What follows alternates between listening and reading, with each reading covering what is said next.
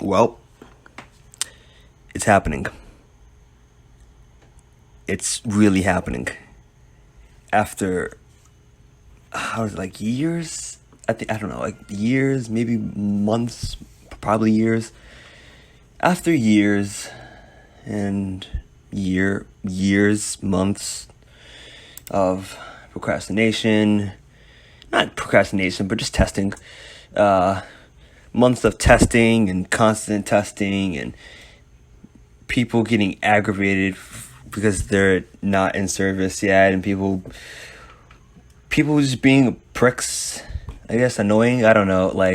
How can you how can you rush a train into service? Like, seriously, guys. But whatever. After months of testing and their disappearance, their reappearance, them being all over the place, it's finally happening. It's finally going to become a reality. It's finally coming into service, and we all wanted this to happen. All of us. Well, well, maybe not all of us, but you know what I mean. Ladies and gentlemen, the M9's are coming into service. And this is fresh. This is brand new. This just dropped today, and I was like, well, actually, I was gonna make a video for today, actually, about the Wi-Fi buses. I'll probably upload that after this, or maybe like next week. I don't know, but I just had to do a video on this. Okay, I'm trying to calm myself down because this is pretty good. Okay, so the MTA released a press release on their website saying that the new fleet of rail cars will be coming to service tomorrow, and we all know what that is. On Wednesday, September 11, 2019, the new M9 cars will be going into service. They will be a fleet consists of 202 cars. The last of which are expected to join passenger service in March 2021. Not surprising. The first 8 cars will enter service tomorrow as the 650 train from Huntington due to Hunters Point Avenue at 7:45 a.m. Now, it's going to be on different routes, which is good. But it's going to be on the 650 train to Hunters Point. I think the 557 train to Hempstead and the 1132 train to Babylon. Of course, Babylon, you know what I'm saying. Okay, but this is, like, honestly, I've been waiting for this for a long time. I remember when we was like, oh, the train is going to, I heard somewhere that it was going to be like, that the train was going to enter service, I think last year or like a couple of months ago, something like that. And that never happened. This is great, honestly. I think this is great that these trains are coming into service. It's only 8 cars, but still, like, this is good. Like, when one fleet of trains enter service and it stays in service, that means that there's a higher chance that more will come. And we definitely know that there are more M9's, I think, in Yonkers at the Kawasaki plant up there. That's which means that once this car, kind of settles into passenger service, we will get more. And I know this probably won't happen, or maybe it will, and I don't know. I might as well just talk about the features that come with the M3 if you are not aware of it. Or if you don't know what an M3 is, I'll actually go into detail with that right now. So, what is the M3?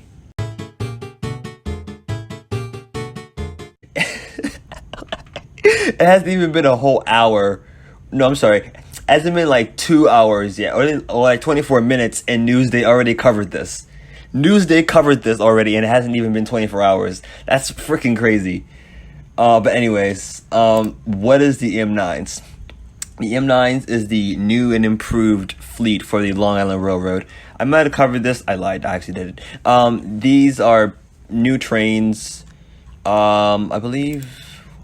When did we start hearing about? I think it was 2018 that we first heard about this, or maybe like 2019. But yeah, these trains. This train is definitely not no copy and paste like how it is with the new tech trains of the BMT. This is like whole like brand new. It's not no M7 ripoff, although it kind of has a couple of not a lot, but it has like the front the front signs like the M8's. But yeah, so when we first saw these at the Kawasaki plant in Japan, it was actually red. It was actually black and yellow, kind of like like Bumblebee. And it was 9001 actually that was in that paint scheme, and I liked it. I thought it was pretty nice. Like it's different. Like cause the M3s are like yellow. The M7s are I think like all black.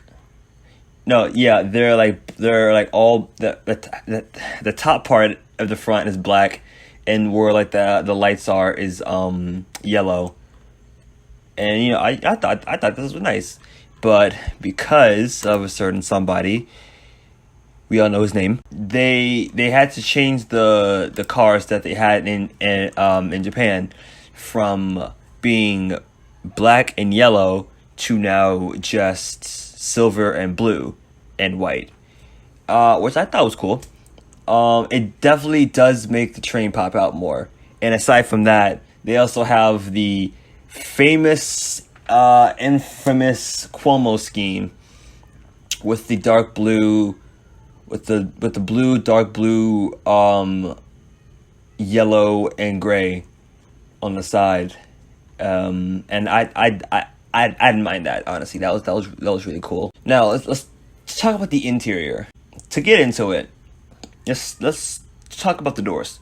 The storm doors, of course. The storm doors are, I believe, just like how they are on the M8s, where instead of having to open the door that weighs like 100,000 pounds, like the M7s, you press the button and both doors, both the door that you want to get through and the other door that you have to pass by in the next car, those two both open with the press of a button. And there are two buttons. There's one that's in reach of your hand and one that's at the bottom of the floor. I think that's I don't know what they expect people to use the button at the bottom for. But I guess if your hands are full, maybe you can like kick the button, it'll open the doors. I don't know, but still pretty cool. Now let's move on to the middle. Like where the doors are. The signs on these trains, I believe, the size. I think it's shorter than the ones that we had on the M7s. Yeah, actually, yeah, they are. They're actually kind of smaller, I think, in size, but that doesn't bother me at all. Now for this part right here. They have LCD ads, which blows my mind because I don't think we ever had that on the M7s. Although I think that they might have tested that years back, but I doubt that they kept that, because if they didn't, then if they did keep it, then I would have saw it by now, of course. But yeah, really, really nice. Now moving on from that, I believe these also have, I think, Wi-Fi, although I could be wrong. I think these have Wi-Fi. They also have outlets too, which is good. Closed loop armrests that won't tear garments or catch bag straps, which is something that I think was also a problem with the M7s. They also display on the sign, like on this picture that I might show on your screen, it says car 2 of 2, or it may say car 3 of 4, or whatever. That wasn't just for the testing phases. It actually shows you what car you're in. So like if you're in So if you're in like the third car, it'll say car 3 of 10.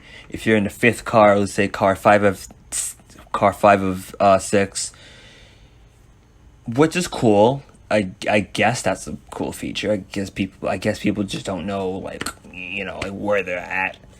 I don't know. Of course, bathrooms are standard on these trains. Speakers and the public announcements. This I have to get into. It's gonna take some getting used to, honestly. So the M7's had, of course, you already know, the M7's had these announcements. Of course, the M7's and the C3's, they had the automatic announcements that was recorded by. So I couldn't find the person who voices the M7 and C3 announcements, but the announcements that we usually have on the M7s and C3s will not be on the M9's and M9's apparently.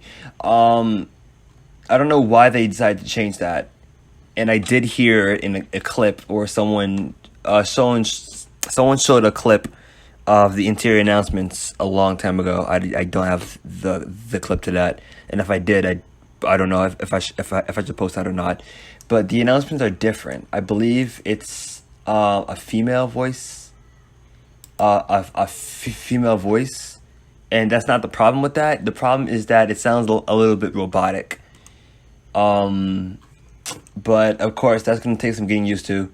I don't hate it. It's just, like I said, I just have to get comfortable with it. And overall, this train just looks amazing. Like, Kawasaki, you guys are like the freaking best at making trains. Like, you guys made the R188s. You guys made, I think it was the 142As, I believe, too. The 142As. You guys also nailed the R143s as well. Kawasaki, you guys are the best. Bombardier, you need Jesus. But back to this topic at hand. This is great that they're finally getting the M9's in service, even after people were being a bunch of annoying pricks and just whining about the trains not being in service. Like, it's not gonna kill you. It's not gonna kill you. All right, if a new train is announced and you guys don't get it, it's not the end of the world. Because I remember when the R179, aka the Le Mans, were still in their testing phase. I remember they took a long time, and when they finally went into service on the J, it paid off. Like, yeah. While they were testing, they had multiple problems, like power issues, I think door issues, clock issues, hardware issues. Like, they had a bunch of problems, but it's good that they had that during their testing phase, because having that during when they were in service, that's a big no-no. Which I think they did had that once or twice, but you barely hear that now, right? Except for a couple of welding issues and whatever, I don't know. But what I'm trying to say is the wait paid off for the M9's, and I'm happy that we're getting these blueberries. Well, they're kind of like blueberries. I don't know. I guess blueberries is more like the Wi-Fi buses, but still, like, I think this is nice. The future of the Long Island Railroad is about to reveal herself to the world, and by the world I mean Long Island, and by Long Island I mean like Babylon, Hicksville, I don't, whatever, the world. That's New York. The new train is about to show herself in all of her glory, and it's going to be great. And me and Fred are going to be there at Jamaica tomorrow to catch these trains going by. We won't be on the train because we're a broke piece of crap. But we're definitely gonna see it for ourselves. Hopefully one day when we do have the cash, or when they show up on the West Hampstead branch, we will catch these trains. Don't get me wrong. We will catch these. We will do it. Mark my word. But yeah. I can't fathom that this happened so quickly. But I think while the M9's are also in service, and while you should also catch that, I think you should also catch the M3's as well while they're still here. I just hope that the MTA, I hope to God, before the M3's die, send them on the West Hampstead branch one last time. I keep mentioning that branch. It's a really good branch, and I might even explain why that is eventually in another video or something like that. But M9's, I'm excited for this. I'm really excited for this. I can't wait to hear that propulsion, which I forgot to mention is a lot quieter than the M7's. I think it's because people complain about the propulsions on the M7's, which is why we have the M8 propulsions. Which, guys, really, it's not that bad. It's not even that loud, honestly. Like, the M7 propulsion is not annoying, and it's not loud, and it sounds pretty good. Well, from a rail fan's perspective, of course. But yeah, I think that's it. But yeah, that's it. That's all I'm gonna say for now. M9's, yes, let's do this. Let's get it. Yes.